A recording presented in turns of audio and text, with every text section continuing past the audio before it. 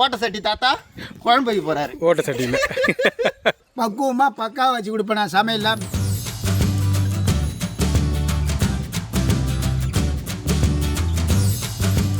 நான் சமைச்சாலே எல்லாரும் வாயிலும் நாக்கில் எச்சி ஊறும்.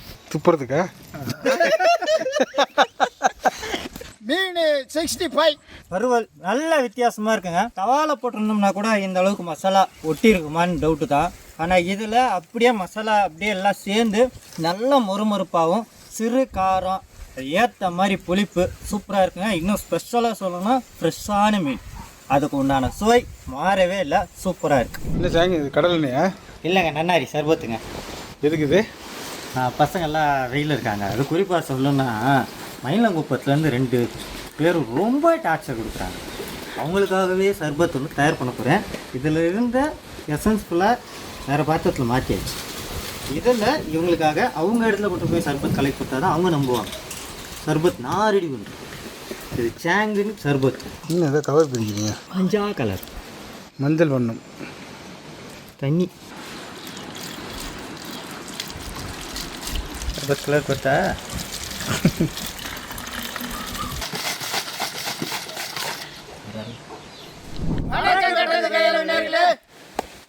நல்லா என்ஜாய் பண்ணியிருப்பீங்க. நாங்களே என்ஜாய் பண்ணோம், நீங்களே என்ஜாய் பண்ணியிருப்பீங்க நம்புகிறோம். ஆமாம், நானும் குளிச்சுட்டு ஓட்ட சட்டியெல்லாம் போயிட்டு தச்சு கிச்சு தையல் கல்லில் கொடுத்துட்டு விட்டான். கிச்சுக்கு தையல் கடையில் கொடுத்துருக்காங்க. தச்சு தையல் கொடுத்து கடையில் கொடுத்த ஒரே ஆள் நீ தான்டா. தச்சு கிச்சு கிச்சு அப்புறமா தையல் கல் தச்சு கீச்சு கீச்சு. தாத்தா வைக்கிற கிராமத்து மீன் குழம்புங்க. இன்னைக்கு பார்த்துருப்பீங்க, மீன் பிடிக்கும் போதே நாங்களும் முடிஞ்ச வரலையும் வச்சு அடிச்சு பார்த்தோம், அடைக்க முடியல.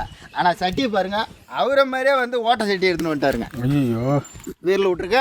இப்போ அதில் தான் அவரு ஓட்ட சட்டி தாத்தா குழம்பு வைக்க போறாரு. ஓட்ட சட்டியில் மண் சட்டி மகிமைனா உண்மையிலே அருமையாக இருக்குண்ணா.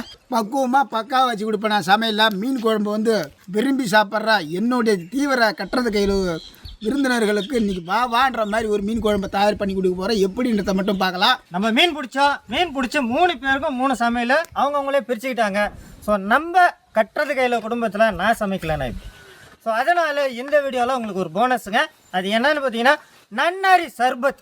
நிறைய இடத்துல போய் கடையில் வாங்கி குடிக்கிறீங்க. ஒரு டம்ளரோட விலை 20 ரூபாய். அது வந்து எப்படி வீட்டில் ஈஸியாக போடுறது அப்படின்றத மக்கள்கிட்ட காட்டிட்டு அதுக்கப்புறமா சமையலுக்குள்ளே போகலாங்க. ஏன்னா அடிக்கிற வெயிலுக்கு நம்ம ஏதாச்சும் சர்பத் சாப்பிட ஆரம்பிக்கிறீங்க. ஆமாங்க, இயற்கையாக குளிர்பானம். இதில் ஏதோ வில்லங்க இருக்குது.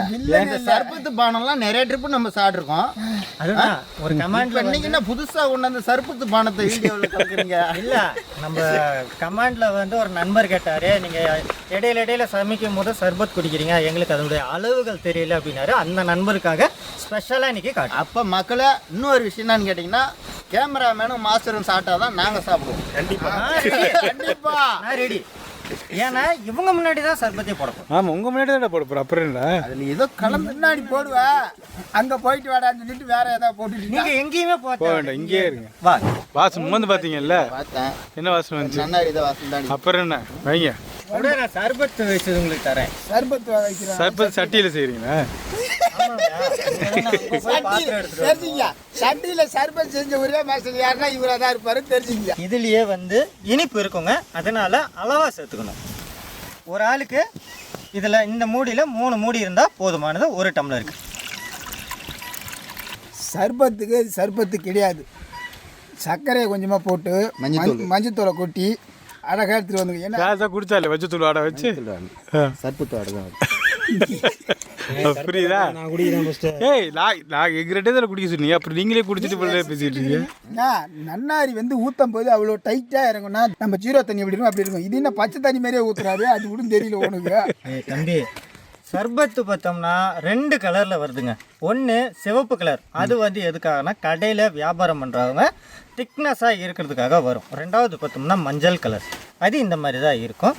அவங்க குடித்தாலும் சரி குடிக்கலனாலும் சரி, நான் மக்கள்கிட்ட செய்முறையை காட்டுறேன். ஒரு எலுமிச்சை பழங்க சாறு புரிஞ்சு விடுங்க. 4 பேருக்குங்க. ரொம்ப ரொம்ப முக்கியமானது சப்ஜா விதை. சப்ஜா விதை வெயிலுக்கு. ஐஸ் போடலையா? இப்போதான் நண்பர் ஒருத்தர் கேட்டாருன்னு சொன்னீங்க, அளவு போட்டீங்க, ஐஸ் போடலையா? ஐஸ் வைக்கிற பழக்கம் இல்லைங்க. நான் பல முறை சொல்லியிருக்கேன், வெயில் நேரத்தில் குளிர்ந்த நீரோ ஐஸ் கட்டியோ நம்ம உடம்புக்கு எடுத்துக்கக்கூடாது. நன்னாரி சர்பத்னா இவ்வளோதாங்க. அவ்வளோதானே? சர்க்கரை காணா? அது உங்களை மாதிரி ஆட்கள் தான் எக்ஸ்ட்ரா சர்க்கரையை சேர்த்துக்கிறது.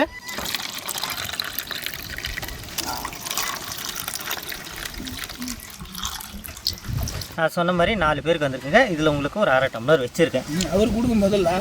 ஏன்னா இவங்களுக்கு இன்னும் நம்பிக்கை இல்லைங்க, நான் குடிக்கிறேன். அடிஷ்னல் கில்லர் கலந்துருக்கோம். அடிஷ்னல் கிங்கா இவர் குடிச்சார் பார் எல்லாத்தையும். எடுங்க குடிங்க. நானா இல்லடா, வாக்கு கொடுத்தா முதல்ல நீ குடிச்சாரு, ரெண்டாவது அவர் குடிச்சிட்டாரு. அப்புறம் இல்லை டவுட்டு. அப்புறம் நீங்க குடிங்க. நான் சமைச்ச நானே குடிச்சிருக்கேன், பார்த்துக்க.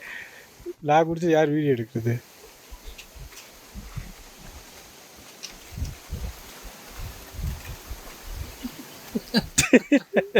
இல்லடா இப்படி போகுது. நன்னாரி மாரி இல்லைண்ணா, சர்க்கரை இல்லை, நன்னாரி இல்லை.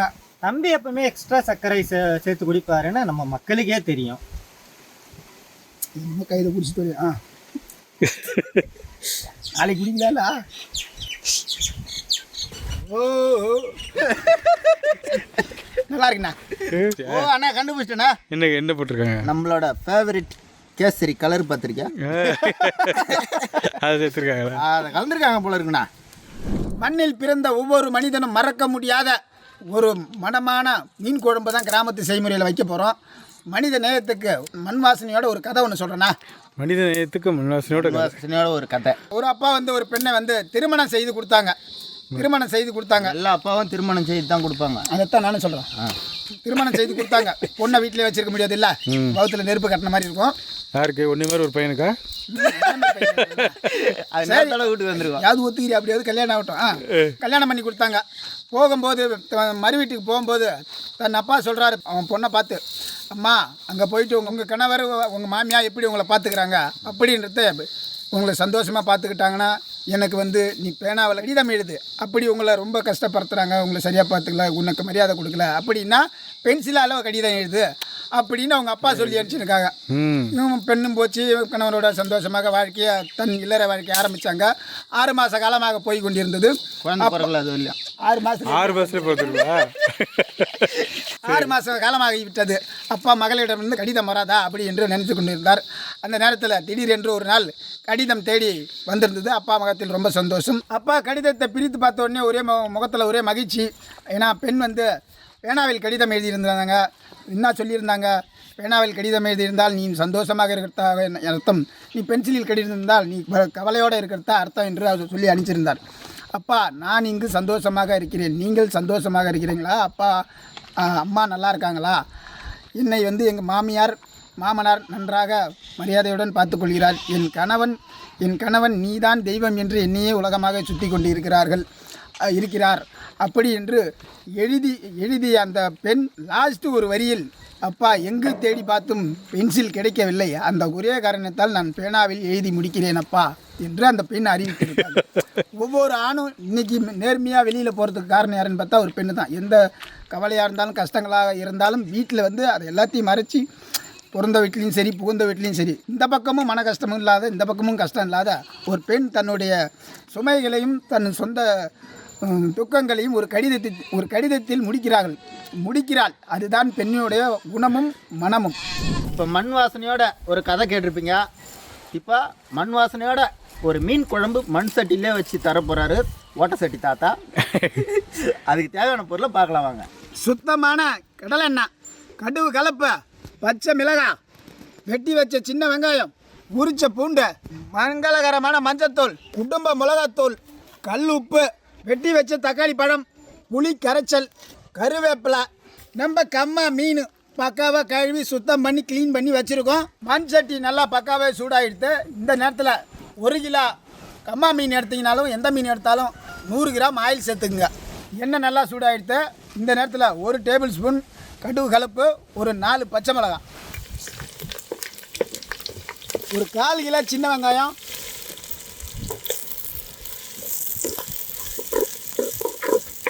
ஒரு பெரிய பூண்டு, முழு பூண்டு உரிச்சு போட்டுக்குங்க. வெங்காயம் வந்து நம்மளுக்கு வந்து கண்ணாடி பதம் வந்துருக்குது. இந்த நேரத்தில் கருவேப்பிலையை சேர்த்துக்கிறோம். சும்மா ஒரு கை கொத்து. 200 கிராம் தக்காளி. உறவினர் உரமா 200 கிராம் 200 கிராம் தக்காளி.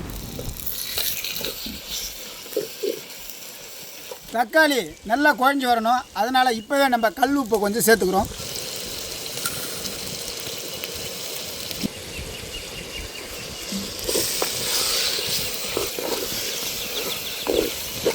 ஓட்ட சட்டி தாத்தா சொன்ன மாதிரி நல்லா குழஞ்சிடுத்து.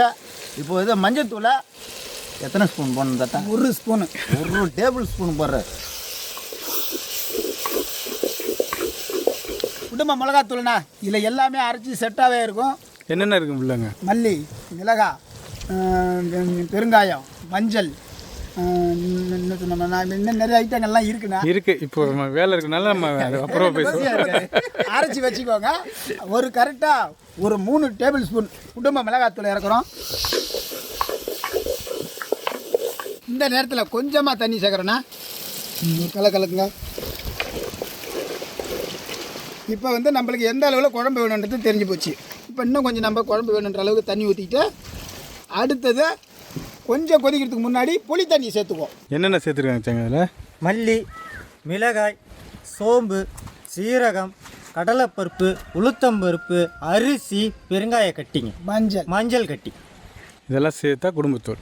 இவங்க சொன்ன மாதிரி குழம்புக்கு ஏற்ற மாதிரி நம்ம தண்ணி சேர்க்கக்கூடாது. மசாலா அந்த குழம்புக்கு ஏற்ற மாதிரி வெங்காயம் தக்காளி சேர்க்கணும். வெங்காயம் தக்காளிக்கு ஏற்ற மாதிரி அந்த குழம்பு மிளகாத்தூள் மஞ்சத்தூள் சேர்க்கணும். அதுக்கு ஏற்ற மாதிரி தான் தண்ணி சேர்க்கணும். ஒன்று மிளகாத்தூளில் அரைக்கிறதுல என்ன வேணும்னு தான் கேட்டாங்க. எங்கள் ரகசியத்தெல்லாம் சொல்லல. நீங்கள் மட்டும் என்ன நோண்டுவீங்களா? ஆனால் தம்பி அடிக்கடி சொல்லுவார், நானும் படிச்சிருக்கேன். வெயிட் மக்களே.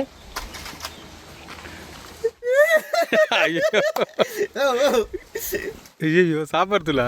அப்படி இல்லை. குடும்ப மிளகாத்தூளுக்கு பதிலாக சாம்பார் தூளை பயன்படுத்துறாரு. என்னடா சாம்பார் மனம் வருதுன்னு பார்த்தேன். அப்படி இல்லைண்ணா. பேர் எழுதி வச்சுக்கிறது எப்படி, கொட்டி வச்சுக்கிறது மிளகாத்தூள். கொட்டி வைக்கிறத நாங்கள் என்னடா இப்படி பண்ணிவிட்டு கடைசியில்? இல்லைண்ணா, சாம்பார் தூள் தானே? அதான் காரவே இல்லை தாத்தா. தாத்தா வேலையை காசு தாத்தா. சாம்பார் தூள் எழுதியிருக்கேன் டப்பாவில். எழுதுனா கூட பரவாயில்ல. எந்த டப்பாலேருந்து எடுத்தீங்க? அதே அங்கே ஒரு டப்பா இருந்தது. ஆனால் நான் இப்போ மூந்து பார்த்துட்டு தான் எடுத்துகிட்டு வந்தேன். நீங்கள் மூந்து பார்த்தீங்கல்ல. நான் இதுக்காக தான் என்ன பண்ணுவேன்னா, இந்த மாதிரி நம்ம ரெகுலராக பயன்படுத்துகிற தூள்கள் எல்லாமே இந்த மாதிரி டப்பாலையும், குழம்பு தூளை சில்வர் டப்பாவில் குழம்பு தூள்னு எழுதி வச்சுருக்கேன். பா என்ன மனம் திறந்தோடனே வருதுல்ல மனம். ஆமாண்ணா. தாத்தாவுக்கு எல்லாமே போச்சா? நிற்க முடியல. இன்னைக்கு மண் வாசனையோட கூடிய மீன் குழம்பா, மண் சட்டி மீன் குழம்பா பார்ப்போம் எப்படி இருக்குது. ஏன்னா தாத்தா இது சேர்க்கலாமா வேணாவா? சரி சரிப்பா, கண்ணு புரியலப்பா. கண்ணு புரியல. குடும்ப மிளகாத்தூள். ஆமாங்க. இப்போ நான் வந்து ஒரு 1.5 டேபிள் ஸ்பூன் அளவுக்கு சேர்த்துருக்கேன். இப்போ சுவை எப்படி தாங்க இருக்கும்? சுவை நல்லா இருக்கும். நம்ம ஏற்கனவே சாம்பார் மீன் குழம்பு வச்சு இல்லைங்களா, அந்த மாதிரி நம்ம அன்றைக்கி பருப்பு சேர்த்துருப்போம். ஸோ அந்த மாதிரி டேஸ்ட்டில் இருக்கும். இன்னும் குறிப்பாக சொல்லணுன்னா, கன்னியாகுமரியில் ஒரு சிலர் சாம்பார் தூளை போட்டு தான் மீன் குழம்பே செய்கிறாங்க.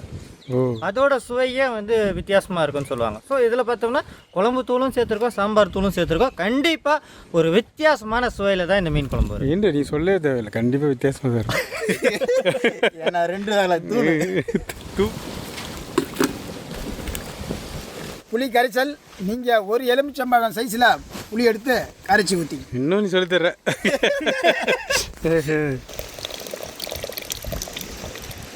குழம்புல வந்து செத்த மீனை போட்டு மீன் குழம்பு ஆக்குவாங்க. ஆமாம், குழம்பே செத்து போச்சு. அதில் செத்த மீனை போடுறீங்களா? மீனை போடுறீங்க. அவர் தாத்தா தான் கேட்கணும். ஒன்றும் இல்லைண்ணா, காலையில் வந்து குளத்தில் விளையாடிச்சு, இப்போ சட்டியில் விளையாடுது. மீனோட வாசம் இன்னும் கொஞ்சம் நேரத்தில் எப்படி வீசுன்றதை மட்டும் பாரு. அவ்வளோதான், நம்ம மீன் குழம்பு மண் வாசமும் மண் சட்டி மணமும் மணக்கும் மீன் குழம்பு ரெடி. மீன் குழம்பு வாசனை கிளம்பிடுச்சு இருக்கா? இப்போ இறக்க முடியல.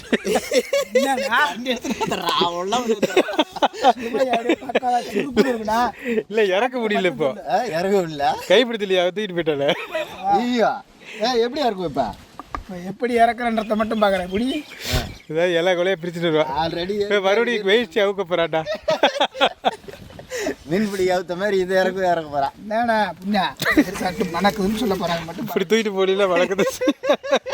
பார்த்துருப்பீங்க போன வீடியோவில் மண் வாசனை மீன் குழம்பு, கிராமத்து மீன் குழம்பு 2 வகையான தூளை போட்டு சும்மா வேறு லெவலில் டேஸ்ட்டில் இறக்குனாரு.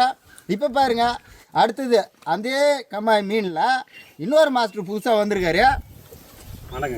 அவர் என்ன பண்ணுறாருன்னா எல்லாத்துலேயும் ஆட்டா போடுறாரு. ஆட்டு போடுறேன். ஆட்டு போடுறாரு. இப்போ அதை பாருங்க, பூண்டு ஆட்டு, இஞ்சி ஆட்டு, கருவேப்பிலை ஆட்டு, இந்த மாதிரி தேவையான பொருள் நல்லா கிரியேட்டிவாக இருக்குது. சமையல் அதே மாதிரி நல்லா கிரியேட்டிவாக இருக்க போகுதுண்ணா.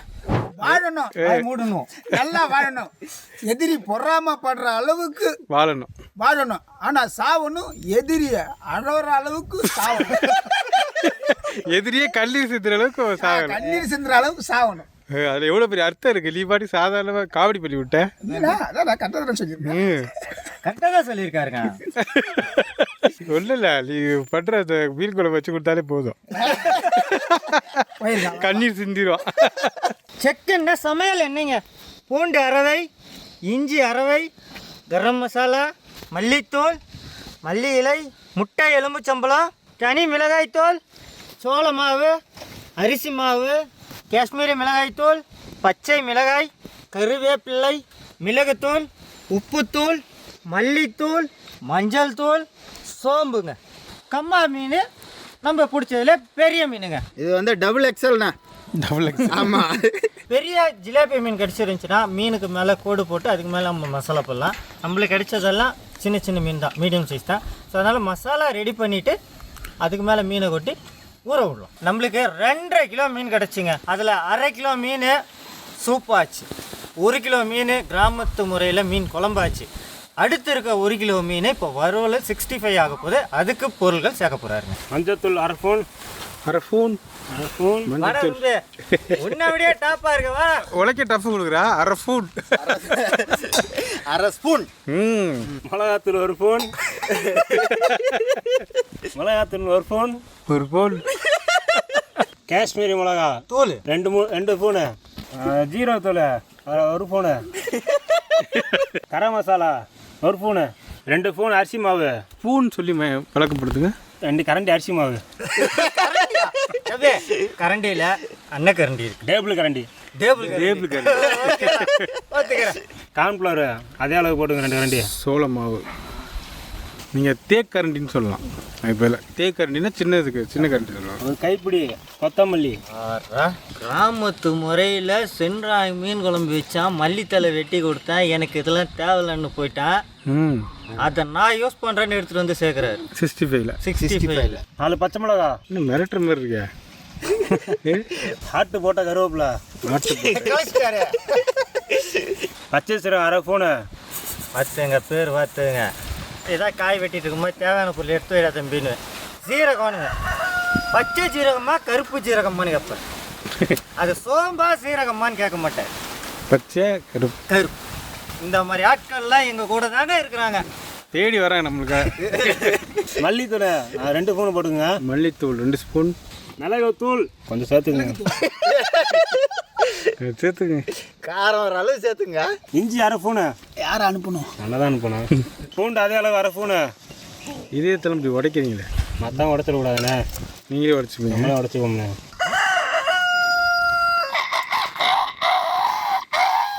இது எப்படி இப்போ சேவல் ஓடுது. 1 லெமன். எலுமிச்சை சாறு சேர்த்துருக்காரு, புளிப்புத்தன்மையை கொடுக்கும். 1 முட்டைண்ணே. தேவையான அளவு உப்புண்ணே. தேவையில்லாத அளவு. தேவையான அளவு. தேவையில்லாத அளவு உப்பு. மாதிரியே வாழ்க்கையில் தேவையில்லாத அளவுக்கு உப்பு சொல்ல வர எல்லாத்தையும் கலந்துக்கிறீங்களா? பாத்திரம் நனைற அளவு தண்ணி சேர்த்துக்கிறோம். இது எத்தனை ஸ்பூன்பா? இது ஆமாம், வேண்ட அளவு இப்போ கரைச்சி குடிக்கலாம். கரைச்சி குடிக்கலாமா? அந்த அளவு தண்ணி ஊற்றிக்கணும். கரைச்சி மீனில் ஒட்டுற அளவு. மசாலா கலரை கொண்டு வந்துட்டோம் நம்பால். எல்லாம் மசாலா பரட்டியாச்சு, உப்பும் பார்த்துட்டேன். மீனை போட்டு பரட்டி ஊற வச்சுருவோம்ண்ணே. இன்னொரு டோக்கன் போடுற மாரி சொல்கிறேன். மீனை கம்மா மீனை ஸோ மாதிரி பரட்டி எடுக்கிறோம். கூட இந்த கோடெல்லாம் போட வேணாம் தம்பி. கோடெல்லாம் தேவையில்ல, கோடு போட்டால் மீன் கிடைக்காது, பரவாயில்லையா? அது பெரிய மீனாக இருந்தால் தானே கோடு போடலாம். இது எல்லாமே சின்ன மீன். எந்திரனே இதில் யார் மாஸ்டரே தெரில எனக்கு. ஆயும்போது போதும் மீனை ரொம்ப நல்லா மசாலா போட்டு எல்லாம் ஊற வச்சாச்சுன்னா ஒரு 2 மணி நேரம் நல்லா ஊற விட்டும்ண்ணே. 2 மணி நேரம் நேரம் அவருக்கு 6 மணி ஆகுமோ? ஒரு 1/2 மணி நேரம் ஊற விட்டுன்னு தம்பி சூப்பராக சாம்பார் வச்சிருக்காரு. அதே வேற சாப்பிடணுமே. சாம்பார் மீன் குழம்பு சாப்பிட்டுட்டு என்ன டேஸ்ட் இருக்குன்னு நீயே சொல்லுவா. சாப்பிடலாமா? இது 2 சேர்த்து சாப்பிட்றலாம். ஆமாம் சரி ஓகே அப்படியே கூட வச்சுக்குவோம். மீன் பொறிக்க ஆயில் ஊற்றிக்கோங்க.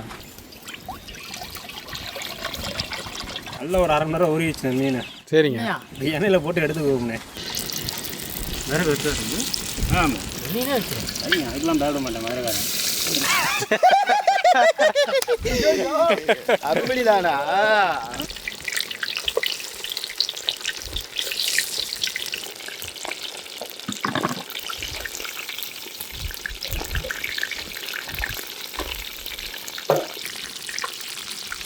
பாட்டி இது எப்படி தெரியுமா இருக்குது? பாண்டிச்சேரி சைடெல்லாம் போனோம்னா நெத்திலி மீன் வந்து அதிகமாக 65 போட்டு ரோட்டு கடைங்களில் கொடுப்பாங்க.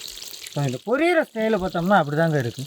ஆனால் சேர்த்துருக்கிறது அந்த கருவேப்பிலை மல்லி எல்லாம் ரெஸ்டாரண்ட்டுகளில் மட்டும்தான் சேர்ப்பாங்க. ஸோ இது எந்த லிஸ்ட்டில் எடுக்கிறதுனே தெரியல. அந்த அளவுக்கு மசாலா சூப்பராக மீனோட மீனாக ஒட்டி இருக்கு. சில்லறை மாஸ்டருங்கெல்லாம் சேர்ந்து பண்ணால் அப்படி தான் இருக்கும்.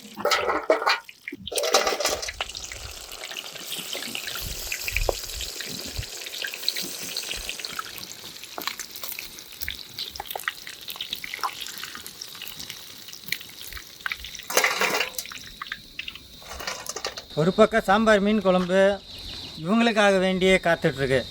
ஒரு பக்கம் வறுத்த மீன் எனக்காகவே காத்துட்ருக்கு. தம்பி வேணுன்னா பொறுக்கிட்டு மிச்சம் மீதி இருக்கிறது நம்ம சாப்பிட ஆரம்பிக்கலாம். சரி ஆரம்பிங்க. ஸ்பூன் அப்படின்னு சொல்லிட்டு நீ சுத்தமாக சொல்லிட்டீங்கன்னா அந்த மீனை நான் பொரிச்சு எல்லா மீனும் உனக்கு கொடுக்குறேன்டா தம்பி. என்னன்னு சொல்லணும்? ஸ்பூன். ஃபூன். வாசனை கமக்குதுண்ணா. இது பாருங்க அந்த தங்கத்தை அப்படியே தூக்கிட்டு வந்து கொஞ்சம் மலருது. உடம்பு ஊற்றுனா அள்ளி ஊற்றுறா. மீன் குறையாத சூப்பராக இருக்குதா? டேட்டா குழம்புனாலே ஒரு சுகம்தான். அவன் தூங்கி ஒரு வாரம் ஆகுது. இன்னைக்கு நிம்மதியாக தூங்குவான். 2 மீன் போட்டு சமைச்சாலும் சரி தான் அதனுடைய சுவை தானா. அப்படியே நெஞ்ச உங்கள் மனசெல்லாம் அப்படி நான் நெஞ்ச நக்கின மாரி இல்லை, நினைஞ்சிருச்சு நெஞ்சு.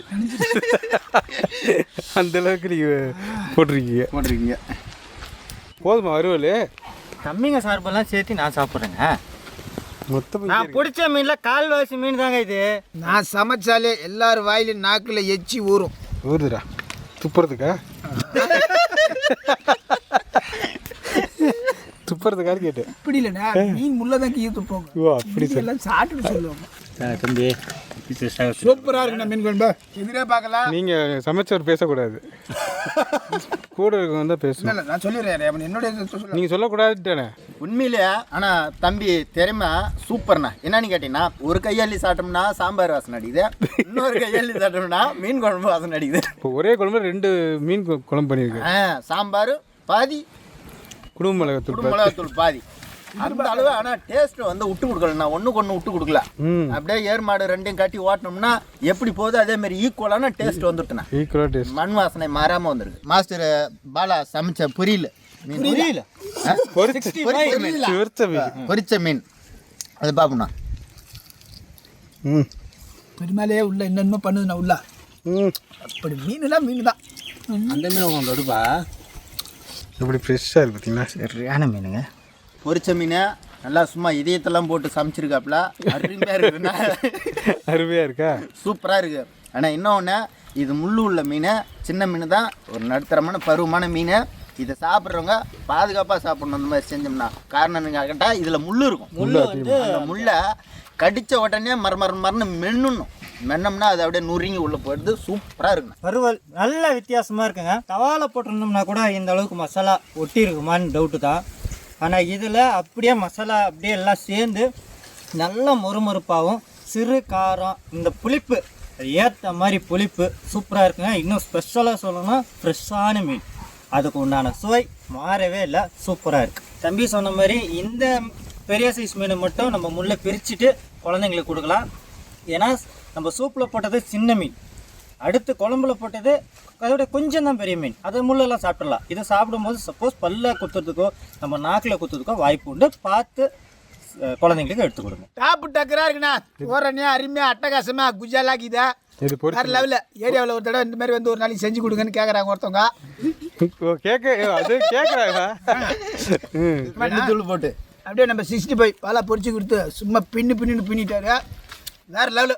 இதேமாரி நாங்கள் எப்படி என்ஜாய் பண்ணோம் கம்மாக்குள்ள, அந்தமாரி நீங்களும் என்ஜாய் பண்ணுங்க.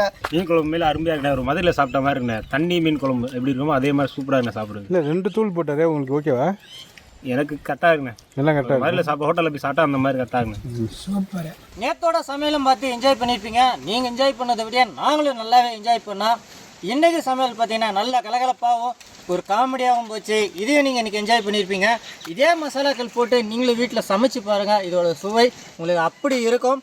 இதே போல் வித்தியாசமான சமையல்லாம் தொடர்ந்து வர உங்களுக்காகவே காத்துட்ருக்கு. அதுக்கு நீங்கள் தம்பி ரெடியாக இருக்கா? அதுக்கு நீங்கள் செய்ய வேண்டியதெல்லாம் நம்ம கட்டுறது கையில் சேனலை லைக் பண்ணுங்க, ஷேர் பண்ணுங்க, கமெண்ட் பண்ணுங்க, சப்ஸ்கிரைப் பண்ணுங்க, மறந்துடாம பெல் பட்டனை பிரஸ் பண்ணுங்க. ஃபேஸ்புக்ல பேஜ் இருக்கு, லைக் பண்ணுங்க, ஷேர் பண்ணுங்க, ஃபாலோ பண்ணுங்க. அடுத்த வீடியோவில் சட்டியை மாற்றிடுறேங்க. எந்த சட்டினா? மண் சட்டி.